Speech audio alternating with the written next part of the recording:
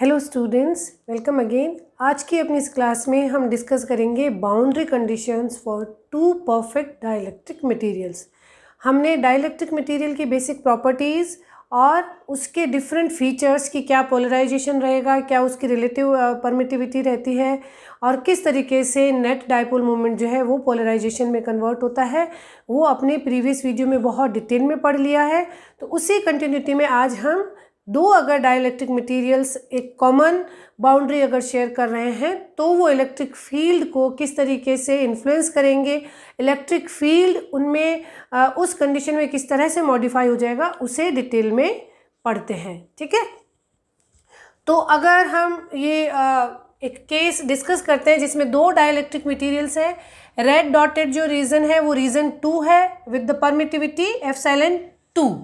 ठीक है, ये हमने परमिटिविटी बताई है। अगर आप इसे रिलेटिव परमिटिविटी की फॉर्म में या डिटेल फॉर्म में लिखना चाहें तो आप इसे ER2 एप्सिलॉन नॉट भी लिख सकते हैं। ओके, अगर इस तरह ER2 दिया हुआ हो तो भी आप E2 एप्सिलॉन 2 कैलकुलेट कर सकते हैं। ये परमिटिविटी ऑफ द रीजन 2 है। और अगर रिलेटिव परमिटिविटी ER2 दिया हो तो आप इसको भी इस तरह से कोरिलेट करके अपना जो फॉर्मूला डेवलप होगा उसमें लिख सकते हैं। तो ये जो रेड डॉटेड रीजन है ये आपका रीजन 2 है। ब्लू डॉट से जो बनाया गया है वो आपका रीजन 1 है जिसकी परमिटिविटी E1 है, एप्सिलॉन 1 है, जिसे आप again ER1 E0 epsilon R1 epsilon not, ठीक, ये भी आप लिख सकते हैं। ठीक, तो अगर इस तरह से दो रीजन परफेक्ट डाइलेक्ट्रिक मटेरियल एक कॉमन बाउंड्री अगर शेयर करते हैं और इलेक्ट्रिक फील्ड एक रीजन से दूसरे रीजन में जब एंटर करता है तो किस तरीके से उसके कंपोनेंट्स मॉडिफाई होंगे उसे हम स्टडी करते हैं। इलेक्ट्रिक फील्ड के कंपोनेंट्स को स्टडी करने के लिए हम अगेन अपना एक क्लोज लूप जो पाथ है उसे कंसिडर करेंगे। क्लोज लूप पाथ में E.dl शुड बी 0। अगर आप यहाँ पे इस लेंथ को डेल्टा W, इस लेंथ को डेल्टा W अगर कंसिडर करते हैं और इस मीडियम में इलेक्ट्रिक फील्ड का ये वाला जो पोर्शन है वो क्या है, टेंजेंशियल कंपोनेंट है। ओके, ये टेंजेंशियल कंपोनेंट है।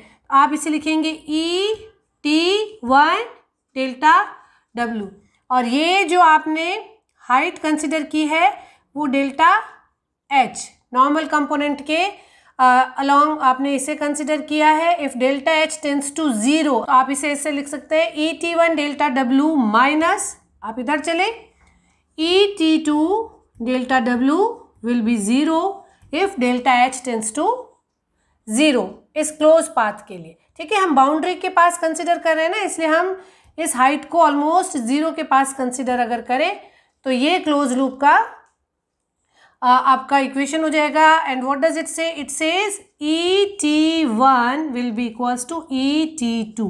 एक मीडियम से दूसरे मीडियम में इलेक्ट्रिक फील्ड जब एंटर करता है तो टेंजेंशियल कंपोनेंट जो है वो सेम रहता है। ओके, अब हम आते हैं नॉर्मल कंपोनेंट को कैलकुलेट करने के लिए। नॉर्मल कंपोनेंट को कैलकुलेट करने के लिए आप एक इस तरह से क्लोज सरफेस कंसिडर करेंगे। इधर जो फ्लक्स एंटर हो रहा है, फ्लक्स डेंसिटी एंटर हो रही है, दैट इज dN2। जो नॉर्मल कंपोनेंट फ्लक्स का एंटर हो रहा है फ्लक्स डेंसिटी का, दैट इज dN2। और यहाँ पे जो फ्लक्स लीव कर रहा है इस सेक्शन को, इस सरफेस को, दैट इज dN1। अगर ये जो आपने सरफेस कंसिडर किया है इसका सरफेस डेल्टा S अगर है तो net flux living out the surface will be total charge enclose by that surface. Okay, अगर हम इस सेक्शन को कंसिडर करते हैं, टोटल फ्लक्स लिविंग क्या होगा, dN1 लीव करने वाला हो गया डेल्टा S माइनस इसमें एंटर करने वाला फ्लक्स क्या हो गया, dN2 डेल्टा S।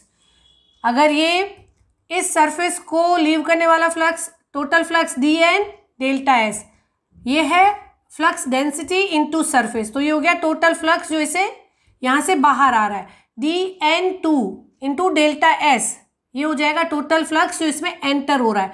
तो इन दोनों का डिफरेंस हो जाएगा total charge enclose by that surface, उसको आप लिखते हैं ρS डेल्टा एस। इस सरफेस में जितना चार्ज एनक्लोज रहेगा उतना आप इसे कंसिडर करेंगे। अगर अगेन आप ये डेल्टा एच हाइट को बहुत कम या delta H height tends to 0 अगर करते हैं तो इसी सेक्शन को कंसिडर करेंगे। इसमें एंटर होने वाला ये, एग्जिट होने वाला ये, और आपका ये इक्वेशन बन जाएगा। ठीक है ना। ये कैसे बना है, ये हम ऐसे इसको लिख सकते हैं D dot D S equals to Q. ये इस पे बेस्ड है ना, ये इसका आप दूसरा फॉर्म लिख सकते हैं। तो यहाँ पे आप इसको क्या लिख सकते हैं, आप इसे लिख सकते हैं dn1 minus dn2 will be equals to surface charge over the area, जो भी आप क्लोज एरिया कंसिडर कर रहे हैं। अगर डेल्टा एस टेंड्स टू 0 तो ये दोनों आपके एक ही क्लोज्ड सरफेस हो जाएगा, they are going to merge with each other. यहाँ पे आपको ध्यान देना है कि जब हम परफेक्ट डाइलेक्ट्रिक मटेरियल की बात करते हैं तो परफेक्ट डाइलेक्ट्रिक मटेरियल में बाउंड चार्ज एग्जिस्ट करता है और फ्री चार्ज सरफेस पे एग्जिस्ट करने वाले को आप 0 कंसिडर कर सकते हैं। For a dielectric, perfect dielectric material you may consider delta S equals to 0 and in that case it turns out dn1 will be dn2। तो ये हो गई है आपकी सेकेंड बाउंड्री कंडीशन। तो अगर आप दो परफेक्ट डाइलेक्ट्रिक के लिए बाउंड्री कंडीशंस कंसिडर करते हैं तो you will summarize ET1 will be equals to ET2, second dn1 will be equals to dn2। अगर ये सेकेंड जो आपका मीडियम था वो परफेक्ट डाइलेक्ट्रिक ना होके अगर कंडक्टर होता है तो कंडक्टर पे आपका सरफेस चार्ज एग्जिस्ट करता है और उस कंडीशन में आप रो एस को 0 नहीं कंसिडर करेंगे। ओके, तो ये हो गई आपकी दो इक्वेशंस जिन्हें कि आप नोट डाउन करेंगे as a boundary condition for perfect dielectric material, two perfect dielectric materials. यहाँ पे ये देखिए कि अगर ET1 इक्वल्स टू ET2 है तो आप ET1 को क्या लिख सकते हैं, DT1 upon epsilon 1। Okay, D क्या होता है, D equals to epsilon E। इस फॉर्मूला को यूज करके हम कंप्लीट इलेक्ट्रिक फील्ड और कंप्लीट जो आपका इलेक्ट्रिक फ्लक्स डेंसिटी है उसको एक मीडियम से दूसरे मीडियम में कोरिलेट कर रहे हैं। ये जो अभी हम फॉर्मूलाज पढ़ेंगे ये आप अपने बेसिक फिजिक्स में बहुत बार पढ़ चुके हैं। यही कॉन्सेप्ट काम में आता है जब हम ऑप्टिकल कम्युनिकेशन का अपना इनिशियल इंट्रोडक्टरी पार्ट पढ़ते हैं। तो ये रिपीटेडली आप लोगों के थ्योरेटिकल कॉन्सेप्ट्स में आपने पढ़े होंगे। हम इसको एक समराइज मैनर में पढ़ लेते हैं और हमें इसे बहुत ध्यान से पढ़ने की एज वेल एज याद करने की ज़रूरत है, क्योंकि ये एग्जामिनेशन पॉइंट ऑफ व्यू से बहुत ही फेवरेट प्रॉब्लम्स बनाने का एक मैटर एग्जामिनर को देते हैं। ओके, सो अगर आप इसको लिखेंगे तो DT1 upon epsilon 1 will be DT2 upon epsilon 2। That concludes DT1 upon DT2 will be epsilon 1 upon epsilon 2। एक हम कंक्लूजन ये निकाल के रख लेते हैं, ठीक है। और उसके बाद हमने एक लिखा है dn1 equals to dn2, dn1 equals to dn2। एक कंक्लूजन हमारे पास ये भी है। ये है दो boundary conditions. Okay,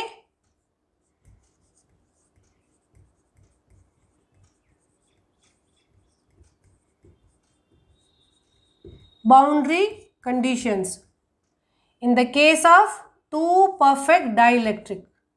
okay,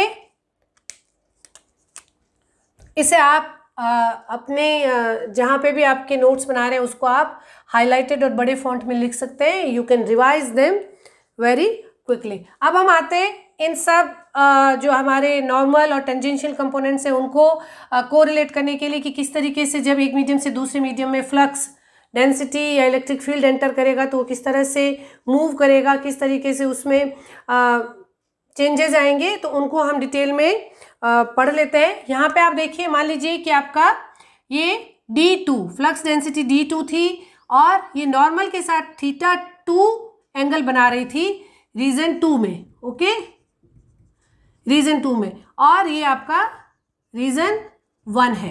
okay, जब ये रीजन 1 में एंटर करती है तो ये नॉर्मल के साथ एक θ1 एंगल बनाते हुए अपना एक रिफ्लेक्शन शो करती है, एक अपने पाथ से डाइवर्ट होती है, और ये जो D2 था वो अपने कंटिन्यूस पाथ से डाइवर्ट होके D1 डायरेक्शन के साथ ट्रांसमिशन के लिए आगे मूव ऑन कर जाता है।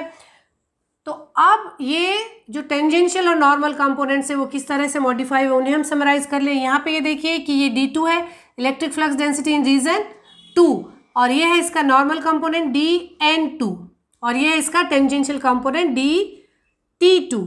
इसी तरीके से मीडियम 1 में इलेक्ट्रिक फ्लक्स डेंसिटी है D1, जिसका नॉर्मल कंपोनेंट है DN1 और टेंजेंशियल कंपोनेंट होगा DT1।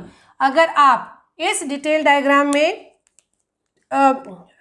कॉन्सेप्ट लगाएंगे तो आप क्या बोलेंगे, देखिए DN1 equals to D1 cos θ1 इस ट्राइंगल में, that is equals to DN2 that is equals to D2 cos θ2।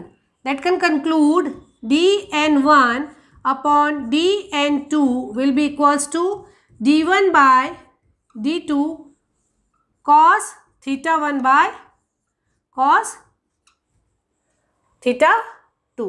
Okay, एक फॉर्मूला तो आपके पास ये निकला। अब आप देखिए हमारे पास एक और कंक्लूजन है DT1 by DT2, तो DT1 by DT2 will be equals to, अगर आप यहाँ पे DT1 को देखेंगे तो DT1 क्या है, D1 sin θ1 upon D2 sin θ2 will be equals to epsilon 1 by epsilon 2। Okay, अब यहाँ पे इस रिलेशनशिप से आप कंक्लूड कर सकते हैं कि D1 by D2 will be cos θ2 by cos θ1। ये जो सभी इक्वल्स टू साइन है that says D1 cos θ1 equals to D2 cos θ2, उससे आप लिख सकते हैं D1 by D2 will B cos θ2 by cos θ1। अब इसमें आप D1 by D2 लिखेंगे इस इक्वेशन में, तो you can write it out. D1 by d theta को लिखिए, D1 by D2 को लिखिए cos θ2 upon cos θ1 sin θ1 upon sin θ2 equals to E0 by E2, epsilon 1 by epsilon 2। और अगर इसे आप कंक्लूड करेंगे तो what does it say, tan θ1 by tan θ2 will be epsilon 1 by epsilon 2। तो अगर एक E1 परमिटिविटी के मटेरियल से आपका इलेक्ट्रिक फ्लक्स E2 परमिटिविटी के मीडियम में एंटर करता है तो वो क्या एंगल नॉर्मल के साथ बनाएगा। अगर इनिशियल एंगल θ1 था तो सेकेंड मीडियम में नॉर्मल के साथ अगर θ2 एंगल बनाता है तो इस रिलेशनशिप को फॉलो किया जाएगा। तो आप यहाँ पे एक और अपना इम्पॉर्टेंट फॉर्मूला लिख सकते हैं, tan θ1 upon tan θ2 will be equals to epsilon 1 by epsilon 2। Okay, तो यहाँ पे ये आ गए हैं आपके कुछ इम्पॉर्टेंट कंक्लूजन्स। इन कंक्लूजन से अगर आप D1 और D2 के एब्सोल्यूट अमाउंट में रिलेशनशिप निकालना चाहें तो आप इस तरह से बोल सकते हैं कि D1 is some of DN1 plus DT1। D1 का स्क्वायर या मैग्नीट्यूड जो अगर आप बोलेंगे वो होगा DN1 का स्क्वायर प्लस DT2 का स्क्वायर। ये DN1 और DT1 जो है वो आपके कुछ वेक्टर क्वांटिटीज़ होंगी। अगर DN1 आपका 0.2 AX लिखा है अगर DN1, और DT1 अगर आपका 0.3 AY प्लस 0.1 AZ लिख रखा है तो आप D1 को कैसे निकालेंगे, इसका स्क्वायर प्लस इसका स्क्वायर और अंडर रूट करके। इस तरह से अगर आप नॉर्मल कंपोनेंट और टेंजेंशियल कंपोनेंट को स्क्वायर करके अंडर रूट करके अगर आप एब्सोल्यूट मैग्नीट्यूड निकालते हैं तो एब्सोल्यूट मैग्नीट्यूड को आप समराइज कर सकते हैं in the case of two mediums. आप इसको लिख सकते हैं D2 will be D1 under root of cos square θ1 plus E epsilon naught upon epsilon 1 का स्क्वायर sin स्क्वायर θ1। ये हुआ है आपका D2 और D1 के बीच में रिलेशनशिप। उसके बाद में आप E2 और E1 को भी कोरिलेट कर सकते हैं। E2 will be E1 under root of sine square θ1 plus ε1 by ε2 का स्क्वायर कॉस स्क्वायर θ1। आप जब dn d2 n1 n2 इन सब dn1 dt1 dn2 dt2 इन सब को लिख के और इन्हीं फॉर्मूलाज को आपस में मैनिपुलेट करके जब कंक्लूजन निकालेंगे तो आपके ये और कंक्लूजन निकल आएंगे जो डायरेक्ट एब्सोल्यूट अमाउंट में या मैग्नीट्यूड को कोरिलेट करते हैं। सब्जेक्टिव प्रॉब्लम में डेरिवेशन करने को भी कहा जा सकता है। तो ये जो आज हमने समरी पढ़ी है ये आपका ए बी, इसको ए बी से लिख रहे थे ना, A B C and D, ये जो आपने 4 समरी फॉर्मूलाज यहाँ पे डिस्कस किए हैं ये बहुत इंपॉर्टेंट है। ये पूछे जाने के लिए डिफरेंट वेराइटी से प्रॉब्लम पूछी जा सकती है। ये इलेक्ट्रिक फील्ड है, नॉर्मल कंपोनेंट क्या होगा, यहाँ पे नॉर्मल, इस मीडियम 1 में आपको इलेक्ट्रिक फील्ड का एक्सप्रेशन दिया हुआ होगा, आपको इसकी परमिटिविटी, सेकंड मीडियम की परमिटिविटी दी होगी। आपसे मीडियम 2 में डिफरेंट कंपोनेंट्स पूछे जा सकते हैं, एंगल ऑफ रिफ्लेक्शन पूछा जा सकता है। तो बहुत सारे multiple variety of problems possible है इस बेसिक डिस्कशन पे। तो इस बेसिक डिस्कशन के बाद हम मीडियम 1 से मीडियम 2 में इलेक्ट्रिक फील्ड ट्रांसमिशन पे बेस कुछ न्यूमेरिकल एग्जांपल्स करेंगे ताकि आप इसे पूरी तरीके से कैसे कैसे प्रॉब्लम्स बनेंगी उस पर आप एक बहुत अच्छी पकड़ बना सकें। Keep learning, keep watching. Thank you.